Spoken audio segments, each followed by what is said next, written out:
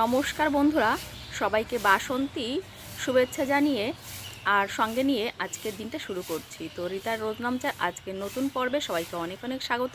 আশা করছি সবাই ভালো আছো আর সুস্থ আছো। আর এই গরমের শুরুতেই আমাদের কিন্তু ভালো থাকার জন্য কয়েকটা জিনিস পালন করা জরুরি। সেটা হচ্ছে সকাল সকাল ঘুম থেকে ওঠার চেষ্টা করা উচিত, তাহলে গরমের আগেই কিন্তু আমরা সমস্ত বাইরের কাজগুলো সেরে নিতে পারবো। তারপর ঘরে বসে টুকটুক করে ছায়া বসে ঘরের বাকি কাজগুলো কিন্তু আমরা সেরে নিতে পারবো। তো রান্নাটা হচ্ছে তার মধ্যে সবচেয়ে একটা ঝামেলার কাজ বলতে পারো এই গরমের সময়। তো সেই জন্য সবসময় চেষ্টা করা দরকার সকাল সকাল যাতে রান্নাটা করে নিয়ে আগুনের কাছ থেকে কিন্তু আমরা সরে আসতে পারি, কারণ রান্নার সময় কিন্তু ফ্যান চালানো যায় না। ওই জন্যই রান্নাটা করতে গিয়ে কষ্টটা বেশি হয়। তো ওই জন্য সকাল সকাল যদি রান্নাটা করে নিতে পারি না, তাহলে আমাদের অনেক কাজ কিন্তু এগিয়ে যায়। তো রাত্রে যদি আমরা রান্নার সমস্ত এইখানটা পরিষ্কার করে রাখতে পারি, বাসনগুলো ধুয়ে রাখতে পারি, তাহলে তো খুবই ভালো হয়। রাত্রে ঘুমটাও আর কি খুব ভালো হয়, শান্তিতে হয়। তো ওই জন্যে কিন্তু আমাদের এই বিষয়গুলো যদি একটু মাথায় রাখি, সকাল সকাল কিন্তু তাহলে কাজগুলো সেরে নিতে পারবো রোদ ওঠার আগেই।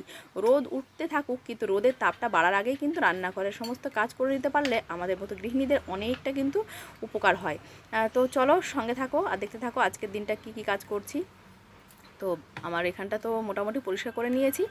আর এবার কিন্তু আজকে সকালবেলা আমরা খাবো হচ্ছে একটু পান্তা ভাত খাবো। আর তার কারণটা হলো আজকে বেশ কিছু কাজ আছে যেগুলো সকালবেলায় আমাকে করে নিতে হবে। আর সেই জন্যেই রাত্রেই একটু মানে ভাতটা বেশি করেছিলাম, একটু পান্তা হবে, তাহলে আমি আর তোমার দাদা খেয়ে নিতে পারবো। তারপর দুপুরে রান্নাবান্না করবো, কারণ সকালে ওই যে কিছু কাজকর্ম করার আছে। আর সেটা হচ্ছে অবশ্যই রান্না বাড়ার কাজই আছে, কিন্তু সেটা হচ্ছে ওই যে একটু আচার বানাবো, তারপর কয়েকটা টুকটাক কাজ চলো তোমাদের সঙ্গে শেয়ার করবো। তো আমরা তো পান্তা ভাত খাবো, সেই জন্যেই কিন্তু আমাদের রান্নাটা আজকে সকালে করতে হবে না। কিন্তু ওই যে মেয়েদের জন্য, ওরা তো আর পান্তা ভাত খেতে চাইবে না, তো সেই জন্য ওদের জন্য একটু চাউমিন বানাবো।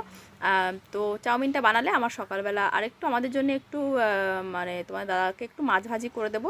তো মাছ কেটে নিয়েছি, ল্যাটা মাছ কেটেই আমি এসছি। আর এখন এই কাজগুলো করে নিলে তাহলে আমার কিন্তু সকালের কাজগুলো হয়ে যায়। এই যে গ্রিলের এখানটাও কিন্তু প্রচণ্ড নোংরা হয়েছে, এটাও একদিন আমি পরিষ্কার করবো, তবে আজকালের মধ্যে হবে না, মানে আজকে তো হবেই না, কালকেও যাব মেয়েদের নিয়ে একটু কেনাকাটা করতে, কারণ পুজোর সময় ওদের নিয়ে ভালো করে কিছু কেনাকাটা করতে পারিনি সেভাবে। পরীক্ষা চলছিল মেয়েদের, ইউনিট টেস্ট চলছিল, ওই জন্য কিন্তু কেনাকাটা করতে পারিনি। এই পাশে একটা মল থেকে যা কিছু টুকটাক কয়েকটা একদম নিতান্তই জিনিসপত্র কিনে দিয়েছিলাম, দুটো একটা। পুজোতে সেভাবে কিছু কেনাকাটা হয়নি। তো পয়লা বৈশাখ এসে যাচ্ছে, চৈত্র মাস পড়ে গেছে, আর মেয়েদের গরমের জামা কাপড়গুলোও কিন্তু শর্ট হয়ে গেছে, মানে গত বছরগুলো গায়ে হচ্ছে না, আর সেগুলো ভালোও নেই। তো ভাবলাম এখনও মেয়েদের রেজাল্ট কাল পরশু রেজাল্ট দেবে, মানে খাতা দেখাবে, পরে ওদের রিপোর্ট কার্ড দেবে 24 তারিখে, তার 2-1 দিনের মধ্যে বই দেবে, সব কিছু করে করে 5 তারিখে আবার এপ্রিলে ওদের ক্লাস শুরু হয়ে যাবে। তো এর মধ্যে আমরা ভাবছি একটু গরমটা কমই আছে এখন, আর যখন কেনাকাটা করতেই হবে তখন তাড়াতাড়ি কেনাকাটা করবো, ওই জন্য কালকে যাবো হচ্ছে কেনাকাটা করতে। তো এখানে দেখো এই যে বয়ামগুলো সকালবেলা ধুয়ে দিয়েছি, সেগুলো এখন একটু মুছে নেবো ভালো করে, যাতে ভেতরে একটু জল না থাকে। আর এবার সেই আচার তেঁতুল সমস্ত জিনিসপত্রগুলো কিন্তু এবার এই বয়ামে ভরে রোদ্রে দেবো। তো দেখো এখানে আচারগুলো আগের দিন বানিয়ে রেখেছিলাম, ওই যে কাচের ওই জারটাতে বানিয়ে রেখেছি। আরও কিন্তু কালকে রাত্রে বানিয়ে রেখেছি, সেটা ওই যে কড়াইটা দেখছিলে না, কড়াইটা ঢাকা দেওয়া ছিল, ওই কড়াইয়ে ছিল। তো ওই জন্যে আচারটা এটাতে রাখবো, রেখে রোদ্রে দেবো। আর তেঁতুল যেটাকে কদিন ধরে রোদ্রে দিয়ে বীজটা পরিষ্কার করে রেখেছি, সেটাকেও কিন্তু একটু সংরক্ষণ করব। আর সেটা হচ্ছে কিভাবে আমি তেঁতুল সংরক্ষণ করি তোমাদের সঙ্গে একটু শেয়ার করব, অবশ্যই তোমাদের কাজে লাগবে। যারা জানো তারা তো জানো, কিন্তু যারা জানো না তাদেরকে আমি বলবো, তোমরা যদি এইভাবে তেঁতুল সংরক্ষণ করে রাখো, তাহলে তেঁতুলটা কিন্তু অনেক দিন ভালো থাকবে, তেঁতুলের ভিতরে পোকা হবে না, আর তেঁতুলটা কিন্তু অনেক দিন ধরে তোমরা ইউজ করতে পারবে। তো এই যে দেখো এখন বৃষ্টি হচ্ছে না, বৃষ্টির জন্য আমরা হা হুতাশ করছি। তো এই যে রোদটাকে যদি আমরা কাজে লাগাই, তাহলে কিন্তু আমাদের মন্দ হয় না, তাই না? সব কিছুর একটা নেগেটিভ দিক থাকে, কিন্তু পজিটিভ দিকটা যদি আমরা ইউজ করি, ব্যবহার করি, তাহলে কিন্তু আমাদের তাহলে ভালোই হবে। তো এই জন্য ভাবলাম যে এত রোদ্দুর এর মধ্যে, এরপর যখন বৃষ্টি দেবে তখন তো মুষলধারে এক নাগাড়ে বৃষ্টি হবে। তো আমি এই যে সমস্ত আচার জাতীয় জিনিসগুলোকে বানিয়ে এগুলোকে একটুখানি রোদ্রে দিয়ে বয়ামে করে ভালো করে বয়ামবন্দি করে রাখবো। তারপর বৃষ্টির সময় বা অন্য সময় কিন্তু মেয়েরা বসে বসে খেতে পারবে। তো আমি যে আচারটাকে পুরো বয়ামে ভরে নিলাম, এটাকে রোদ্রে দেবো। আর রয়েছে দেখো আমার সেই তেঁতুলটা, যেটার আমি বীজ ছাড়িয়ে দিয়েছি, আবারও কিন্তু 2-3 দিন রোদ্রে দিয়েছি। একদম তেঁতুলটাকে শক্ত বানিয়ে নিয়েছি, মানে ভেতরে কোনো জলীয় পদার্থ আর ওর মধ্যে নেই বললেই চলে। তো দেখো এইটা হচ্ছে আমার সেই যে টমেটো সত্ত্ব বানিয়ে রেখেছি, সেইটাকে কিন্তু এবার কৌটাবন্দি করবো। আর তেঁতুলটাকে দেখছো একদম শুকিয়ে গেছে, পুরো শক্ত হয়ে গেছে, দলা হয়ে গেছে, মাটির দলার মতো শক্ত হয়ে গেছে। তো এইটাকে ওইটার মধ্যে রাখবো। আর আমসত্ত্বটার মতো করেই কিন্তু তেঁতুল সত্ত্বটাকে আমি প্রিজার্ভ করব। তো দেখো হাতে নিয়ে নিয়েছি এই যে তেল দিয়ে যদি এইভাবে মানে তেঁতুলটাকে তোমরা যদি দলা দলা মতো করে মন্ডমা বানিয়ে রাখো তাহলে কিন্তু ইজিলি ওটাকে ধরে ধরে বের করে কিন্তু রোদ্রে দিতে পারবে। আর যদি একসঙ্গে দলা করে রাখো তাহলে কিন্তু ওইটা বের করে রোদ্রে দেওয়াটা খুব মুশকিল হয়ে যাবে, তোমাকে বারবার আবার ছাড়িয়ে ছাড়িয়ে নিতে হবে। দলা হয়ে গেলে, শক্ত হয়ে গেলে তুমি বের করতেও পারবে না, রোদ্রে দিতে পারবে না, ভেতরে রোদ ঢুকবে না। তো এরকম ছোট্ট ছোট্ট করে যদি বলের মতো করে বানিয়ে নেওয়া হয় না তাহলে কিন্তু এরকম করে রেখে দেবো। আর যখন প্রয়োজন হবে বলগুলোকে আলাদা করে একটা থালাতে বা কিছুতে করে রোদ্রে দিলে তাহলে সহজেই ওর গায়ে রোদ লাগবে। তো আমি কিন্তু এইভাবেই বানিয়ে রাখার চেষ্টা করি। অন্য বছর হয়তো ছোট্ট কৌটায় রাখি, তো এবার অনেকটা তেঁতুল রেখেছি, তো ওই যে বয়ামটা ভরে এভাবে ঢাকা দিচ্ছি বা এটাকে নিয়ে যাবো রোদ্রে। তবে এখনই যাবো না, একটু পরে রোদ্রে যাব। আর এই দেখো এই যে আমি আমসত্ত্বর মতো করে বলছিলাম না যে তোমাদের সঙ্গে যে টমেটো সত্ত্বটা বানিয়েছি, সেটা হচ্ছে এই যে দেখো একদম কে বলবে এটা আমসত্ত্ব নয়, পুরো দেখো আমসত্ত্বর মতো করে হয়েছে। কিন্তু আসলে কী বলতো, এটা কিন্তু টমেটোর সত্ত্ব, মানে টমেটোর পাল্পটাকে এইভাবে আমি রোদ্রে দিয়ে এইভাবে বানিয়ে নিয়েছি, পেপারের মতন একদম পাতলা করে বানিয়ে নিয়েছি। তো আরও কয়েকটা রয়েছে, সেগুলোকেও রাখবো এভাবে বানিয়ে বানিয়ে রোদ্রে। তো একটা রেখে দেখলাম, এবার প্রথম কিন্তু এবছর আমি এরকমটা বানিয়েছি। তোমাদের দাদা বলছিল হবেই না, হতেই পারে না, আমসত্ত্ব হয় কখনো টমেটো সত্ত্ব হয়। আমি বললাম হয় না, কিন্তু যদি হয় হবে না তার কি গ্যারান্টি আছে। তো এইভাবেই দেখো আমি বানিয়ে এটাকে এবার রোদ্রে দেবো। তো আমি একটু ফ্রিজেই রেখে দিচ্ছি আপাতত, তারপরে কাজকর্ম সারা হলে তারপর আমি যাব ছাদে, কারণ মেয়েরা অলরেডি বায়না শুরু করেছে, মা চাউমিন বানাও চাউমিন বানাও, অনেক বেলা হয়ে গেছে। তো অনেক বেলা হয়ে গেছে, প্রায় 9টা বাজতে গেছে।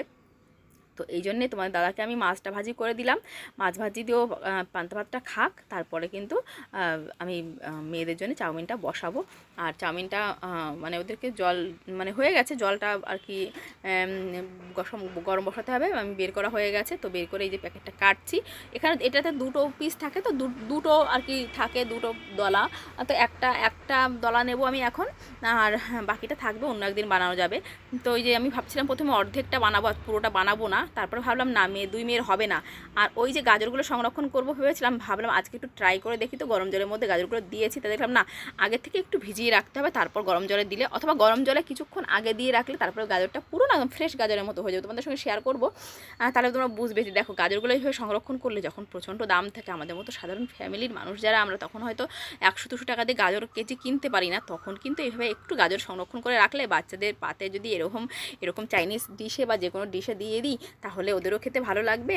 আর গাজরটাও তো খুবই হেলদি জিনিস, তাহলে আমাদেরও ভালো লাগবে যে না একটু সবজি কিছু পাতে পড়ে বাচ্চারা সেই সবজিটা খুশি খুশি মনে খাচ্ছে। তো গাজর কিন্তু এমন একটা সবজি যেটা আমার মেয়েরা পছন্দ করে, বিশেষ করে বড় মেয়ে তো ভীষণই পছন্দ করে। তো চলো আমি ওদের জন্য চাউমিনটা রেডি করে নেব। আর চাউমিন বানানোর জন্য আরেকটা জিনিস ইউজ করছি, যেটা হচ্ছে আমি বাড়িতে এবার ওই যে বললাম না অনেকটা টমেটোর পাল্প বানিয়ে রেখেছি, সেই পাল্পটা এবার ইউজ করব। তো চলো সেই টমেটোর পাল্পটা আমি এবার তোমাদের সঙ্গে দেখাবো যে টমেটো পাল্প দিয়ে বানানোর পরে চাউমিনটা কতটা ভালো হয়। আর যেহেতু বাড়িতে অনেকটা পাল্প বানিয়ে রেখেছি, তো সেই জন্যেই ইচ্ছে মতো বানানো যাবে। তো ভাবছি আর একটু কয়টা টমেটো কিনে রাখবো, যাতে আর একটু টমেটোর পাল্প বানিয়ে এভাবে রোদে দিয়ে আমসত্ত্বর মতো করে বানিয়ে রাখতে পারি, বারবার নয় আমসত্ত্ব হয়ে যাচ্ছে। তো যাই হোক এইটুকু আমি চাউমিনটা রেখে দেবো, এইটা হচ্ছে আমি রেখে দেবো, মেয়েরা যখন আবার চাইবে খেতে তখন আবার বানিয়ে দেবো।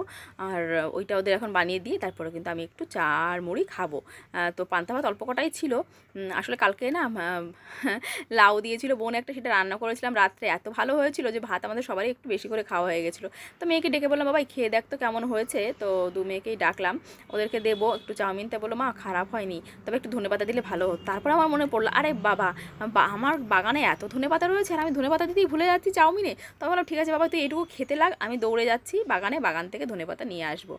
তো ওকে এইটুকু দিয়ে আমি মানে গ্যাসটাকে একদম সিম করে দিয়ে তারপরে দেখলাম যে যাই বাগান থেকে একটুখানি ধনেপাতা নিয়ে আসি। বাগানে ধনেপাতা রয়েছে অথচ আমার মনেই নেই, এরকম হয় আমার মাঝে মাঝে, আমি ভুলেই যাই কি আছে আর কি কাছে নেই। তো দৌড়াতে দৌড়াতে এই যে চলে এসেছি দেখো আমার সামনের বাগানে। আর বাগানে এসে দেখছি আমার এই হলুদ ফুল গাছটাতে না বেশ সুন্দর ফুল ফুটেছে, কি সুন্দর ফুল যে ফুটেছে। তো এই যে দেখো বাগানে চলে এলাম, গাছের নিচে অবশ্য লাগিয়েছিলাম ধনেপাতাগুলো, তো এখানে না পরিষ্কার করে রাখতে ভীষণ কষ্ট করতে হয়, প্রচণ্ড পাতা পড়তো এই মেহগিনি গাছের, এখন তো আপাতত বন্ধ হয়ে গেছে।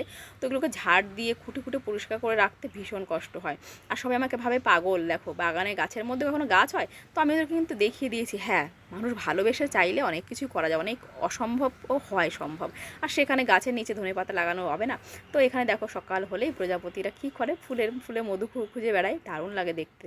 আমরা অনেক সময় এগুলো খেয়াল করি না, কিন্তু ক্যামেরাবন্দি হয়ে গেলে তখন আবার চোখে পড়ে যখন, তখন দেখতে কিন্তু বেশ লাগে। তো আমি অনেকটা ধনেপাতা এখান থেকে নিয়ে নিচ্ছি। আর ধনেপাতাগুলো না গরমে কেমন একটা হয়ে যাচ্ছে, তোমাদেরকে দেখাচ্ছি চলো। ধনেপাতাগুলো দেখছো কেমন একটা ছাপ ছাপ মতো পড়ছে।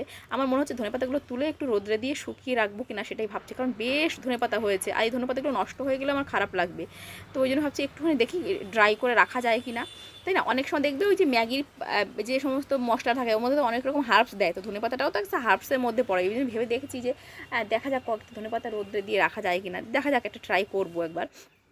তো এখানে একটুখানি তুলসী পাতা নিয়ে এসেছি চা খাওয়ার জন্যে।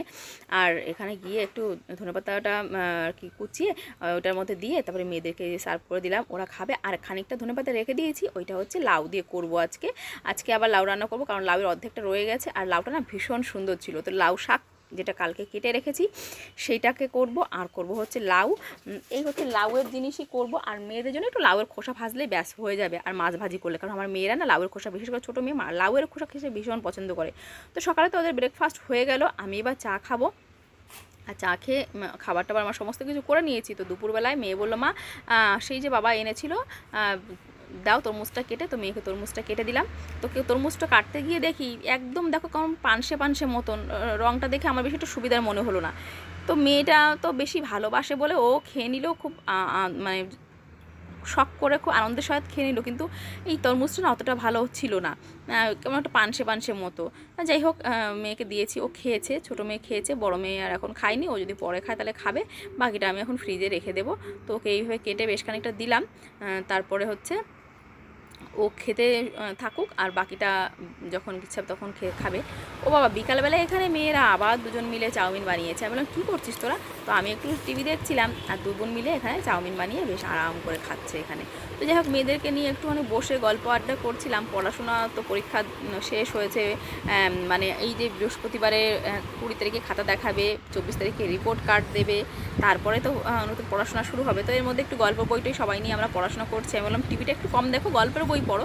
তো স্কুল থেকে ও 5টা প্রাইজ পেয়েছে বিভিন্ন রকম প্রোগ্রামে ফার্স্ট হওয়ার জন্যে। তো সেইগুলো ও একটু পড়ছে দু বোন মিলে। আর এখানে আমি বসে একটু ওই যে ছোটো মেয়ের জামাকাপড়গুলো সব ভাঁজ করে রাখছি, সবার জামাকাপড়গুলো যার যার আর কি আলমারিতে একটু ভাঁজ করে রাখছি। এই কাজগুলো একটু অনেক দিন ধরে ছোটো মেয়েটার আলমারিটা গোছানো হচ্ছিলো না, তো ওইটা একটু ভালো করে সব কিছু গুছিয়ে টুছিয়ে রাখছি। আর তারপরে রাত্রেবেলায় তোমার দাদাকে বলেছি একটু চপ নিয়ে আসো, তো ও ফেরার সময় বলেছি একটু চপ আনো, চপ খেতে ইচ্ছে করছে। আসলে মাঝে মাঝে এরকম হয় আমার, জানি খাওয়া উচিত না, তারপরেও একটু কেমন একটা লোভ জাতীয় হলো, তাই বললাম 3 জনের জন্য 3টে চপ আনবে, বেশি আনবে না, বেশি আনলেই বেশি খাওয়া হয়ে যাবে। তো ওই যে তোমার দাদা বাড়ি ফিরেছে এখন, দেখো বাড়ি ফিরেছে। আর আমি এদিকে তার আগে খেয়েছিলাম চা। মেয়েদের বললাম তোরা তো খেলি চাউমিন বানিয়ে, তা আমাকে একটু চা বানিয়ে দে। তো মেয়ে চা বানিয়েছে, ভয়ঙ্কর রকমের মিষ্টি দিয়েছে। তো আমি কোনো মতে বিস্কিটটা খেয়ে আমি বললাম কী বানিয়েছিস বাবা, এটা তো পুরো শরবত বানিয়ে ফেলেছিস। তো দুষ্টুমি করে একটু চায়ে চিনি বেশি দিয়ে দিয়েছে।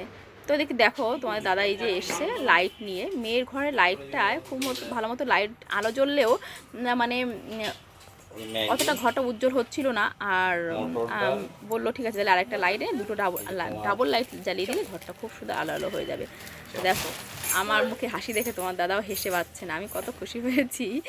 তো এই যে দেখো বললো লাইটটা নিয়ে এসেছি, মেয়ের ঘরে পড়াশোনাতে অসুবিধা হয়, কারণ এই ঘরে লাইটের কম জ্বলে বলে আমরা ওই টিভির ঘরে চলে যাই, শোয়ার ঘরে গিয়ে আর কি পড়ি। তোমার দাদার একটু খবর টবর দেখতে অসুবিধা হতো, তো ওই জন্য ওই ঘরে লাইটটা জ্বালানো কালকে লাগানো হবে। তো এই যে এখন দেখো 4টে চপ নিয়ে এসছে, আমি বলেছি যে এই দুটো খাবো, তোমার দাদা তো চপ খাবে না। অমনি মেয়েরা বলছে না কেন তুমি দুটো খাবে, তা তোর বাবা বলছে বাবা ঝগড়া অশান্তির দরকার নেই, চল আমিও খেয়ে নিই একটা। তো এই যে অনেকটা শশা কেটে পেঁয়াজ কেটে এই যে নিয়েছি, আর একটু মুড়ি নিয়েছি এখন। তো রাত্রে তো খাওয়া দাওয়া কমপ্লিট হয়ে গেল আমাদের, রাত্রে ওই যে তরকারি যেগুলো ছিল ওগুলোতে খেয়ে দিয়ে নিয়েছি। আর মেয়েরা তো চাউমিন দিয়ে খেয়েছে, আর খাবে না ওরা। তো দেখো রান্নাঘরটা পুরো পরিষ্কার করে নিয়েছি। আজকে অনেক দিন পর আমি রান্নাঘর পরিষ্কার করলাম। সত্যি কথা বলতে মেয়েদের পরীক্ষার মধ্যে আমি রান্নাঘর পরিষ্কার করে রাখতে পারতাম না, ওই যেমন করে পারতাম তেমন করে রেখে ওদেরকে নিয়ে পড়াতে বসে যেতাম। আবার ওদেরকে পড়াতে আমার নিজেরও ঘুম পেয়ে যেত, তখন ঘুমিয়ে পড়তাম, রাত অনেক হয়ে যেত, প্রশ্নই নেই, তখন মনে হতো মেয়েরা স্কুলে যাক তারপরে আমি সব কিছু করবো। তো এই করে কোনো মতে কাজগুলো করতাম, সেইভাবে ব্লগ না করেছি, ব্লগ, না করেছি কাজকর্ম।